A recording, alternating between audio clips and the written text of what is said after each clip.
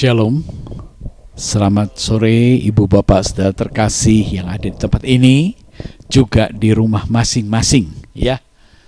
Kita sudah memuji Tuhan, kita sudah memulai ibadah ini dengan doa dan pujian. Tadi yang terakhir kita sama-sama menyanyikan, mengiring Yesus itulah kekuatanku. Mengiring Yesus itulah kerinduanku. Apa betul itu pujian menjadi komitmen kita, atau kita ini hanya asal bunyi, asal menyanyi? Ibu Bapak Saudara terkasih, pengiringan kita kepada Yesus itu harus disertai tekad dan kesediaan kita untuk berkorban. Mengikut Yesus, mengorbankan waktu, mengorbankan kegiatan-kegiatan rutinitas keseharian kita, dan kita datang kepada Tuhan. Sebagaimana petang hari ini, kita kembali menyediakan waktu, mengalokasikan waktu kita untuk datang kepada Tuhan sebagai tanda komitmen dan tekad kita menjadi pengikut Yesus. Puji syukur kepada Tuhan. Mengiring Yesus dengan kerinduan artinya kita juga merindukan untuk selalu dekat dengan Yesus. Apa yang diajarkan, apa yang diperintahkan, apa yang diteladankan itu sepenuhnya menjadi keinginan, kerinduan kita untuk melaksanakannya. Itu tanda orang yang berkomitmen mau menjadi pengikut Yesus, mengiring Yesus. Ya. Nah, pada petang hari ini kita akan sama-sama merenungkan satu judul. Perumpamaan domba yang hilang. Ya, ini judul yang terambil di dalam Lukas 15. Kalau kita perhatikan Lukas 15 ini sepenuh pasal itu berbicara tentang 3 perumpamaan. Semua perumpamaan tentang yang hilang. Perumpamaan pertama dalam bagian perikop itu domba yang hilang. Kedua, dirham yang hilang. Ketiga, anak bungsu yang terhilang. Ada 3 perumpamaan. Ibu Bapak Saudara terkasih, kita mesti belajar memahami. Ya, pada kesempatan kali ini kita mau memahami, merenungkan lebih paham. Kalau berbicara tentang perumpamaan, itu tandanya Tuhan sedang menyampaikan pesan yang terselubung. Tetapi ingin supaya pesan itu ditangkap secara jelas, maka diperlukan perumpamaan. Sebagaimana halnya guru-guru sekolah minggu. Ketika kita mengajarkan kepada anak-anak, seringkali kita menggunakan alat peraga. Tujuannya untuk apa? Membantu peragaan untuk menyampaikan pesan yang terkandung di balik apa yang akan kita sampaikan kepada anak-anak. Kenapa anak-anak harus pakai alat peraga? Ya, karena kita membantu untuk anak itu bisa menangkap pesan ini. Dan saya yakin guru-guru sekolah minggu sudah hafal tentang perikop perumpamaan domba yang hilang ini. Geus nyaho lah. Hiji nulungi 99 ditinggal 1 dicari di tiangan kalau sudah ketemu digendong. Guru sekolah minggu sudah paham ini. Tetapi oke, kembali kita. Kalau kita menjadi pengikut Yesus, kita mau telaah dan renungkan bagian ini bersama-sama secara mendetil. Ya, puji syukur kepada Tuhan. Kita lihat sukacita di surga. Tadi pertama ya, kita nyanyi lagu sukacita ya. Tadi ya, lagu sukacita ya. Gimana refnya itu? Bersuka, bersuka dalam Tuhan. Mau tahu sukacita dalam Tuhan itu seperti apa? Ya. Jangan sampai kita hanya menyanyi tanpa mengerti sukacita itu seperti apa. Yuk kita lihat. Ada sukacita surga yang juga dapat dialami oleh kita sebagai pengikut Kristus. Lukas 15 ayatnya yang ke-7. Lukas 15 ayat yang ke-7, di sana dikatakan, "Aku berkata kepadamu, demikianlah juga akan ada sukacita di surga karena satu orang berdosa yang bertobat. Lebih daripada sukacita karena 99 orang benar yang tidak memerlukan pertobatan. Ibu bapak saudara terkasih, melalui kata kunci, ayat kunci di dalam Lukas 15 ini ayat kuncinya. Tuhan berkata, aku berkata kepadamu, demikian juga akan ada sukacita di surga. Sukacita di surga itu seperti apa? Apakah pesta pora, makan, minum, bermabuk-mabuk? Bukan. Oh, ternyata tidak. Sukacita di surga itu kalau ada satu orang bertobat. Ya, kalau ada satu orang berdosa yang bertobat, hidup dalam dosa, bertobat, meninggalkan dosa, dan hidup dalam kebenaran, menjadi pengikut Kristus, itulah sukacita surga. Beda ya dengan sukacita dunia ini. Kalau sukacita di dunia ini apa? Pesta pora dong, yang megah dong, yang rame dong, door prize yang banyak, hadiahnya yang banyak, tatanan, dekorasinya yang meriah. Itu sukacita. Sukacita di dunia, nah yang seperti itu. Tetapi sebagai pengikut Kristus, kita mau coba menelaah, apa sih sukacita di surga itu? Apa yang dapat dirasakan? Gegap gembita sukacita di surga. Ternyata jika ada seorang yang tadinya berdosa, sekarang bertobat. Ya, lebih daripada sukacita karena 99 orang benar yang tidak memerlukan pertobatan.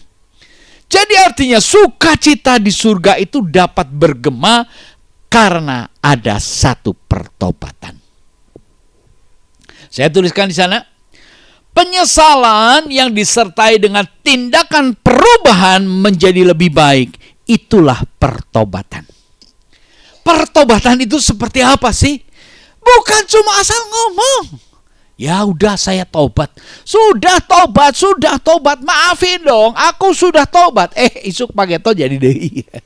Ya, banyak orang yang begitu sebab apa? Dia yang mengucap pertobatan itu tidak mengerti makna pertobatan. Kita perlu merenung sejenak. Saya tuliskan ya, penyesalan yang disertai dengan tindakan perubahan menjadi lebih baik. Harus ada penyesalan dulu. Orang menyesal itu tanda bahwa dia sadar akan kesalahannya, ya. Baru menyesal. Aduh, tahu begini mah jangan lewat sini, lewat situ, gitu kan ya. Sadar, aku sudah salah. Tahu begini mah jangan kawin yang si iya, mening yang si itu. Banyak kan orang menyesal dalam pernikahannya. Banyak sekali orang kecewa dan terjadi penyesalan dalam berbagai bentuk keputusannya. Penyesalan itu terjadi ketika dia sadar bahwa aku salah, harusnya yang itu. Aku ini salah, ya, baru menyesal. Tapi saya katakan, sebagai pengikut Kristus, jangan stop hanya pada taraf penyesalan. Tetapi harus ditindaklanjuti dan dengan tindakan aktif positif untuk melakukan satu perubahan. Itulah bentuk pertobatan. Kalau orang cuma menyesal, ya akhirnya apa yang terjadi? Menyesali diri, menyalahkan diri sendiri, tidak akan berbuat apa-apa, mengurung di kamar sendiri, ngomong sendiri. Itu orang terintimidasi oleh situasi kondisi, menyalahkan diri sendiri. Kenapa? Tahu dirinya salah, tapi tidak berubah di dalam tindakan aktif. Bentuk pertobatan. Jadi pertobatan ini satu hal yang sangat penting, khususnya sebagai anak-anak Tuhan, supaya apa? Sukacita surga dapat kita rasakan. Itu sukacita surga, pertobatan. Sangat berharga nilai pertobatan di mata Allah. Saya tuliskan sana ya. Jadi pertobatan itu bukan sesuatu yang sepele, bukan sesuatu yang diremehkan. Tapi coba kalau kita perhatikan ya, orang-orang di dunia di sekitar kita, mungkin ketika kita bertobat mereka mentertawakan kita. So alim lu, baheula lagi kita sama-sama bedegong baong na ayeuna jadi alim. Itu dunia bisa mengintimidasi demikian. Ketika seseorang bertobat. Tetapi ibu bapak saudara terkasih, kita harus paham. Pertobatan dari dosa menerima hidup kekal itu adalah satu nilai yang sangat berharga di mata Allah. Amin. Dunia mungkin mencemooh kita. Betul. Ketika seseorang mau keluar dari komunitas teman-temannya, gengnya, istilahnya ya gengnya, untuk hidup dalam kebenaran, pasti dicemooh sama mereka. Kamulah sok suci lah, kamulah inilah, geus berubah lah. Itu dunia mencemooh, tetapi nilai pertobatan di hadapan Tuhan beda, sangat bernilai tinggi. Maka sebab itu ibu bapak saudara terkasih, di dalam Lukas 15 ayat yang ke-7 ini merupakan perikop penutup dari perumpamaan domba yang hilang. Tapi sebetulnya ayat ini adalah kata kunci dari seluruh sepenuhnya pasal itu.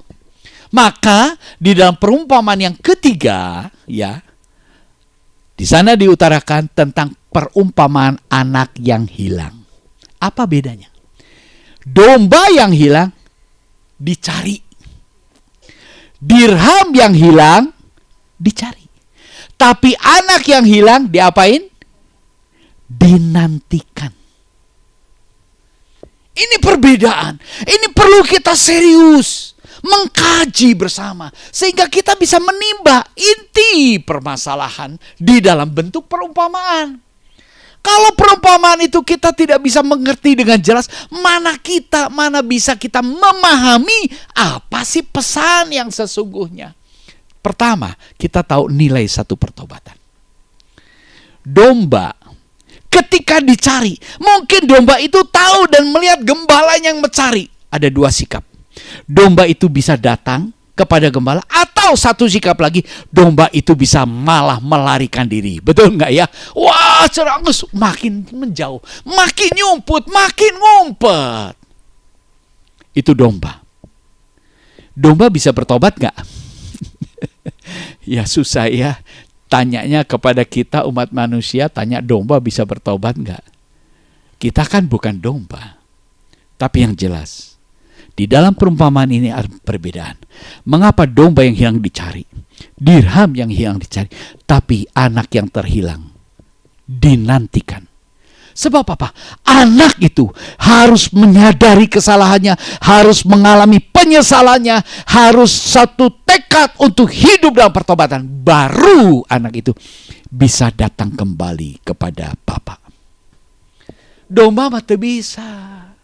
Apalagi dirham, uang, benggo, koin. Nggak bisa melarikan diri.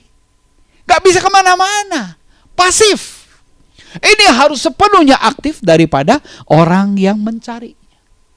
Maka Tuhan sampaikan perumpamaan ini. Kita lihat slide berikutnya. Perumpamaan domba yang hilang. Kita lihat di dalam Lukas 15 ayat yang keempat. Dikatakan, siapakah di antara kamu yang mempunyai seekor domba? Mempunyai 100 ekor domba. Dan jikalau ia kehilangan seekor di antaranya, tidak meninggalkan yang 99 ekor di padang gurun, dan pergi mencari yang sesat itu sampai ia menemukannya. Nah ini, Tuhan menyampaikan pesan ini. Kepada siapa? Kepada kamu. Di sini, siapakah di antara kamu? Berarti ada satu pihak yang secara khusus Tuhan akan berikan penerangan tentang pertobatan. Kepada siapakah dia? Kalau kita lihat ya, di dalam Lukas 15 ayatnya yang kedua. Coba tampilkan, bisa ditampilkan Lukas 15 ayat yang kedua. Siapakah yang dimaksud dengan kamu di situ? Yang Tuhan Yesus mau ajarkan, ya. Di dalam Lukas 15 ayat yang kedua dikatakan, maka bersungut-sungutlah orang-orang Farisi dan ahli-ahli Taurat. Katanya, ia menerima orang-orang berdosa dan makan bersama-sama dengan dia. Ketika kita baca di dalam Lukas 15 ayat yang kedua, maka kita bisa tahu sebetulnya ajaran yang dalam bentuk perumpamaan ini secara khusus ditujukan kepada siapa? Kepada kamu. Kamunya itu siapa? Orang-orang Farisi dan ahli-ahli Taurat itu loh. Yang apa? Komplain, yang bersungut-sungut. Kenapa mereka komplain? Oh, Tuhan ngerti. Lalu Tuhan ajar mereka melalui perumpamaan. Dari sebab itu kembali ke dalam tadi ayat Lukas 15 ayat yang ke-14 dikatakan, siapakah di antara kamu? Hei orang-orang Farisi, hei ahli-ahli Taurat, kamu yang komplain terhadap pelayananku. Tuhan sampaikan pesan ini dalam bentuk perumpamaan. Seperti ini.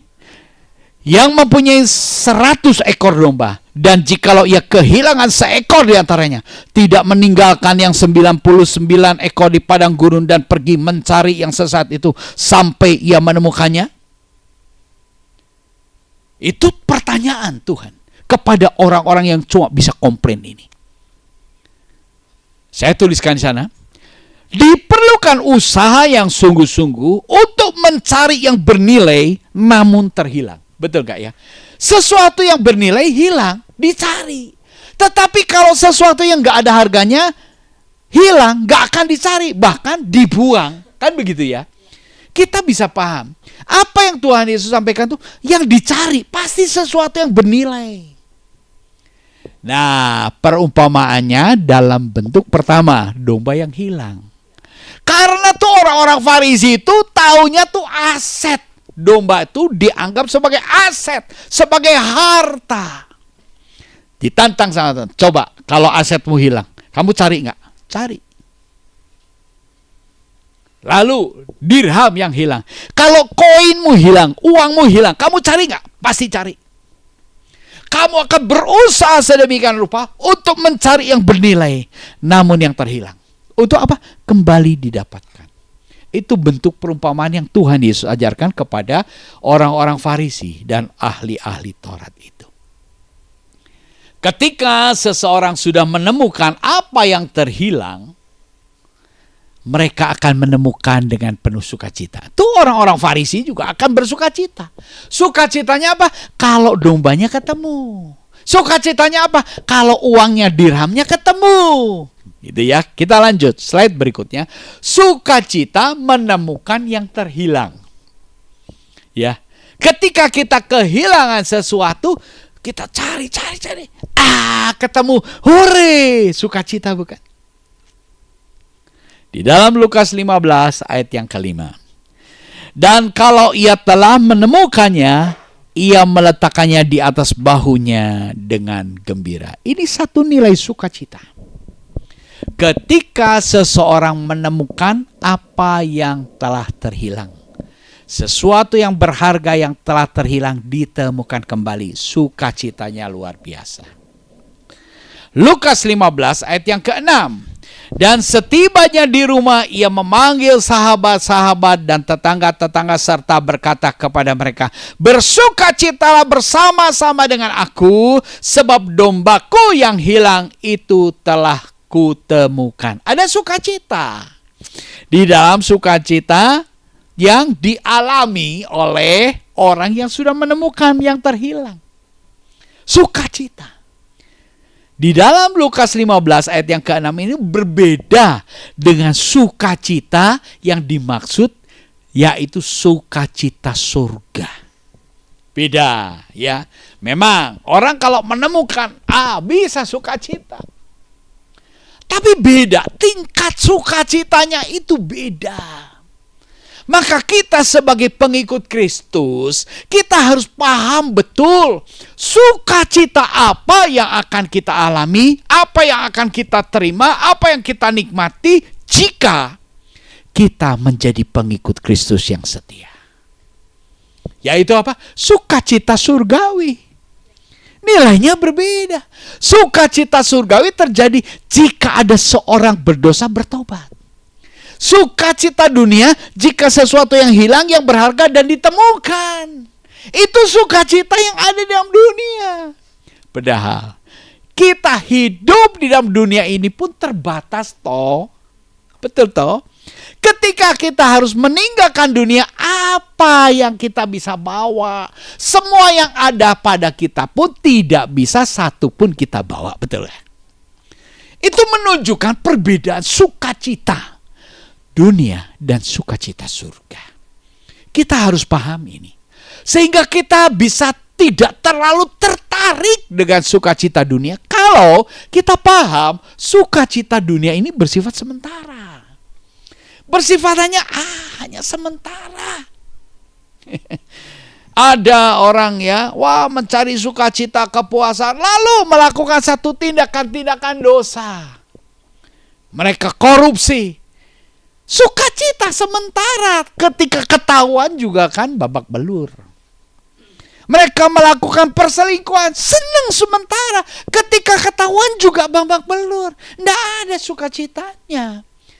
Ya, mendapat hadiah, main judi, menang, nanti juga kalah. Ibu bapak saudara terkasih, itulah kita mengerti apa yang Tuhan Yesus sampaikan dalam bentuk perumpamaan.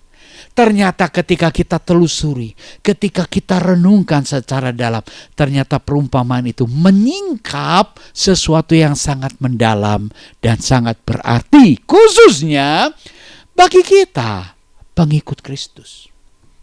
Betul-betul, kita harus memahami ini. Baru kita punya kekuatan, daya untuk tetap tekun, tetap setia mengikut Yesus. Menghadapi tantangan zaman, sistem kerja sudah sangat berbeda. Ya dulu saya waktu muda kerja tuh pakai ketekunan, pakai tenaga. Sekarang anak-anak muda sekarang kerja mau pakai handphone aja, kerja di rumah. Nggak mau berat-berat. Maunya santai tapi dapat uang. Gitu ya. Nah itu makanya kemarin ini kan investasi yang bodong itu banyak pengikutnya. Kenapa? Karena mereka bermimpi berhayal. Aku di rumah juga. Wah, jadi sultan. Wah, kekayaan datang. Akhirnya juga. Itu lingkup kerja yang sangat menggoncang anak-anak generasi milenium. Ya, tetapi kembali kita sebagai anak Tuhan. Kita memiliki Tuhan yang hidup, yang tidak pernah berubah. Kasih-Nya tidak pernah berubah. Saya tuliskan juga di sana. Perbedaan orang Farisi dan ahli Taurat bersungut-sungut. Kenapa? Karena iri hati. Coba. Kembali ya. Kalau kita lihat di dalam Lukas 15 ayat 2 tadi dikatakan. Lukas 15 ayat 2. Maka bersungut-sungutlah orang-orang Farisi dan ahli-ahli Taurat. Katanya, ia menerima orang-orang berdosa dan makan bersama-sama dengan mereka. Ini alasannya, kenapa mereka bersungut-sungut? Apakah Tuhan Yesus bersama dengan orang-orang berdosa itu merugikan mereka? Makan uang mereka? Makan makanan mereka? Tidak. Tapi kenapa bersungut-sungut? Anehnya, itulah. Aneh tapi nyata. Ketika hati dikuasai oleh iri, sesuatu yang abnormal akan keluar dari kehidupan kita. Tutur kata kita, pola pikir kita itu berubah menjadi aneh. Betul-betul.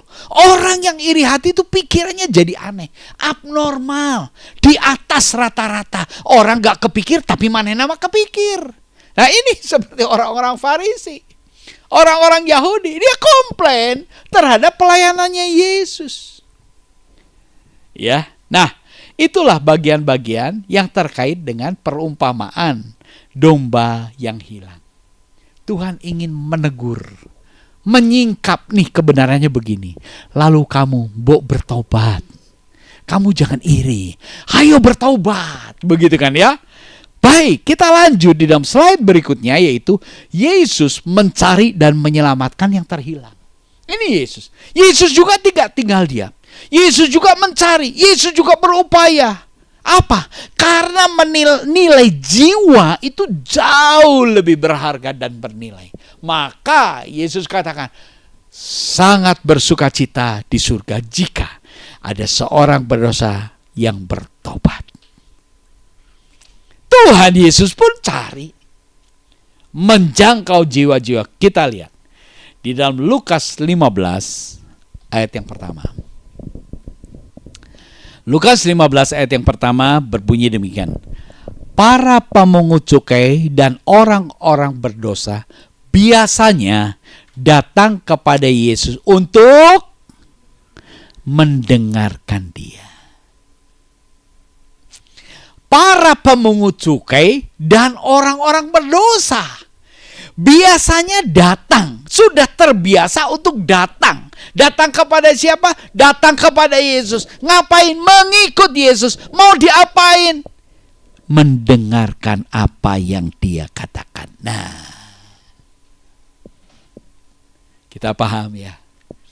Sebelum Tuhan Yesus menyingkap perumpamaan, Tuhan Yesus dikomplain oleh ahli Taurat orang Farisi gara-gara ayat yang ke-1 ini. Para pemungut cukai dan orang-orang berdosa. Kita renungkan sejenak ya. Kenapa para pemungut cukai dan orang-orang berdosa itu biasa dan terbiasa datang kepada Yesus? Cik, tah, kunaon. Kenapa coba? Apakah ada alasan? Atau ya isenglah kebetulan? Saya yakin ini bukan iseng dan bukan kebetulan. Karena ini menjadi satu kebiasaan. Para pemungut cukai dan orang-orang berdosa biasanya menjadi satu kebiasaan, menjadi satu rutinitas datang kepada Yesus. Untuk apa? Minta berkat? Tidak. Minta pengajaran, minta hikmat, minta penjelasan daripada Tuhan tentang hidupnya. Mereka menyadari, aku pemungut cukai, tetapi aku sadar aku salah. Aku orang berdosa. Aku sadar aku salah. Dan aku menemukan satu juru selamat, yaitu Yesus. Dari sebab itu, baik pemungut cukai yang jelas-jelas dosanya di dalam hal cukai, di dalam hal dirham, aku sadar aku harus datang ikuti ajaran Kristus. Orang-orang berdosa tidak diterangkan dosanya apa, tetapi dia menyadari Yesus bicara tentang kebenaran dan aku dalam posisi yang tidak benar. Maka aku harus datang kepada Yesus. Ini ibu bapak saudara terkasih, yang sebetulnya Yesus lakukan. Inilah bentuk pelayanan daripada Tuhan Yesus. Tapi pelayanan ini dikomplain oleh ahli Taurat dan orang-orang Farisi. Kenapa? Karena mereka iri hati. Ini tanda pengikut Kristus. Maka di dalam perumpamaan yang ketiga, anak yang terhilang. Di sana ada perbedaan. Bukan dicari, tapi dinantikan. Kenapa? Karena dia adalah pribadi. Karena dia adalah anak. Karena dia adalah punya tubuh, jiwa, dan roh. Dia harus sadar sesadar-sadarnya. Dia harus menyesali dosanya. Dia harus sadar akan dosa-dosanya. Dia harus bertindak memperbaiki dan lepas dari dosa-dosanya dengan cara hidup dalam pertobatan. Kita tahu ya cerita anak yang terhilang itu. Dia minta bagian daripada bapaknya. Bapak, mana bagian kita? Ayo kita bagi waris. Apa komplain bapaknya? Tidak, bagi. Setelah anak itu dapat bagian, dijual hartanya. Lalu dia berpesta pora dengan bersuka cita dengan teman-temannya sampai akhirnya habis. Ini menunjukkan bahwa si bungsu itu dia tidak tahu mengelola, tapi dia nekat, berani, jauh dari bapaknya, tidak mau dinasihati bapaknya, tidak mau diatur bapaknya, hayang sakarepe dhewe. Nah itu. Lalu dia ingin coba, kalau aku punya uang, aku mau cari kepuasan. Nah, akhirnya apa? Uang yang begitu banyak dipakai tidak bijak untuk foya-foya, akhirnya habis. Sampai melarat, betul-betul melarat. Makan pun tidak ada. Saat itu dia sadar, aduh, aku sudah salah. Aku salah mengelola anugerah. Aku salah mengelola apa yang ada padaku. Sekarang aku jadi begini. Dia tidak menyalahkan bapaknya. Tetapi dia ingat, oh, di rumah bapakku banyak pekerja. Di sana tidak kelaparan. Kalau begitu, bagaimana solusinya? Aku harus bangkit. Aku harus kembali. Aku harus melamar sebagai pekerja bapakku. Itu yang terjadi, bukan? Lalu anak bungsu itu, si bungsu itu sudah melarat babak belur. Sudah bau babi.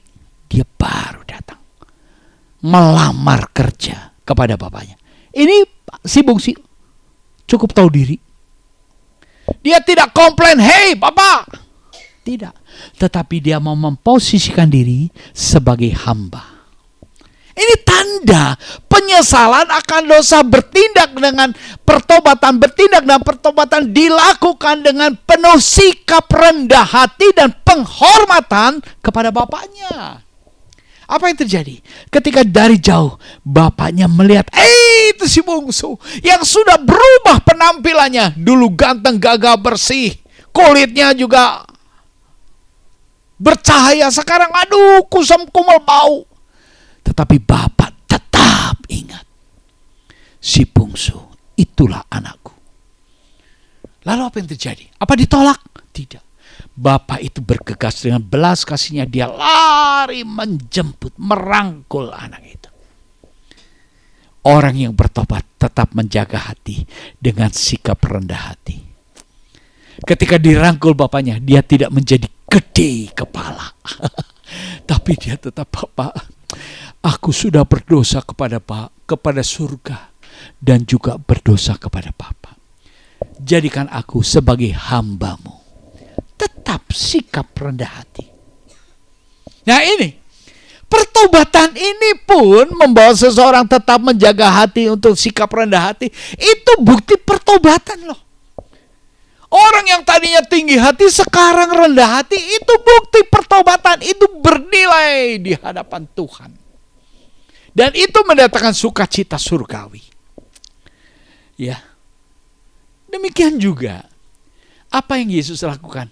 Yesus mempertobatkan orang-orang pemungut cukai bertobat. Orang-orang berdosa datang bertobat. Lalu mereka dengan rajin, dengan minat yang begitu tinggi mendengarkan ajaran Kristus.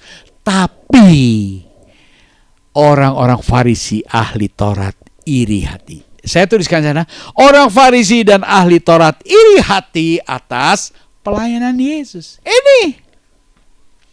Jadi kalau demikian, Yesus dalam pelayanannya diperlakukan tidak adil. Betul gak? Diperlakukan tidak adil. Apa Yesus komplain? Tidak. Tetapi Yesus berusaha memberikan pencerahan. Ini loh, letaknya di sini. Kamu salahnya di sini. Jangan iri hati. Lanjut, Lukas 15 ayat yang kedua. Respon daripada orang yang iri hati, nah ini seperti ini, diulang lagi. Bersungut-sungutlah orang-orang Farisi dan ahli-ahli Taurat, katanya. Ia menerima orang-orang berdosa dan makan bersama-sama dengan mereka. Komplain. Kenapa? Kenapa komplain?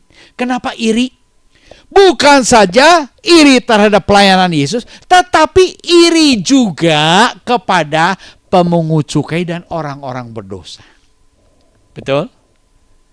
Jadi orang Farisi ini di dalam ayat yang kedua ini bersungut-sungut bukan cuma komplain terhadap pelayanan Yesus, tetapi komplain juga kepada kangeunahan eta orang-orang pemungut cukai dan orang-orang berdosa sekarang kok diterima Yesus. Ini menjadi dasar orang lain jadi iri, ahli Taurat jadi iri, orang Farisi jadi iri. Ini berbicara apa? Ketika kita hidup dalam anugerah Tuhan, di sekitar kita mungkin banyak orang yang iri kepada kita. Kok ngeunah weh, percaya Yesus, lalu diselamatkan, lalu jaminan masuk surga. Emangnya gampang masuk surga begitu? Kan banyak ya, pernah ya kita dengar berita demikian. Kenapa mereka ngomong seperti itu? Sesungguhnya mereka iri tentang anugerah yang kita terima sebagai pengikut Yesus yang setia. Ini menjadi pergumulan tersendiri di dalam perjalanan iman percaya kita. Banyak orang-orang sekitar kita. Lalu karena mereka ini intimidasi, larang ini, larang itu, lakukan ini, lakukan itu, bakar gereja dan lain sebagainya. Itu tindakan-tindakan ya ini ahli Taurat, orang Farisi. Ibu bapak saudara terkasih, melalui perumpamaan domba yang hilang ini, biar kita memahami betapa besar anugerah Bapa. Betapa bernilainya satu sikap pertobatan. Meninggalkan dosa, hidup dalam kebenaran. Caranya, datang kepada Yesus. Dengar apa yang Yesus ajarkan. Itu sebagai terang, itu sebagai penuntun jalan hidup kita. Tadi lagu kedua kita bicara, menyanyikan lagu itu. Kaulah terangku, penuntun hidupku, ya kan? Itu terang Tuhan. Di dalam ayat yang ke-1 itu orang-orang pemungut cukai, orang berdosa datang kepada Yesus untuk mendapat pencerahan. Maka sebab itu, ketika kita datang kepada Yesus menjadi pengikut Yesus, siapkan hati kita untuk tetap tekun, setia ikut Yesus. Apa yang disampaikan itu bernilai dan itulah tuntunan jalan bagi kehidupan kita. Agar kita dapat hidup aman, dapat hidup sejahtera, dapat hidup nyaman di tengah badai kehidupan yang sedang kita hadapi. Bersama Yesus, itu kekuatanku. Sehingga ketiga pujian yang tadi kita nyanyikan itu betul-betul merema, menjadi rema dalam kehidupan kita. Kalau kita komitmen, tetap konsisten, tekun, percaya, menjadikan Yesus sebagai Tuhan dan Juru Selamat kita. Puji syukur kepada Tuhan. Biarlah ibu bapak saudara terkasih, melalui perenungan singkat ini, kita dapat memahami dan Roh Allah bekerja memberkati kita semua, baik yang ada tempat sini dan juga ibu bapak yang ada di rumah masing-masing. Kita berdoa. Terima kasih Tuhan untuk beberapa ayat firman-Mu yang kami renungkan bersama pada kesempatan petang hari ini. Roh Kudus terus berbicara, mengajarkan, memberikan penerangan dan keteguhan iman percaya kami, agar kami tetap tekun setia menjadi pengikut Yesus yang setia. Dalam nama Tuhan Yesus Kristus, sama panjatkan, peralaskan segala doa ini. Haleluya. Amin.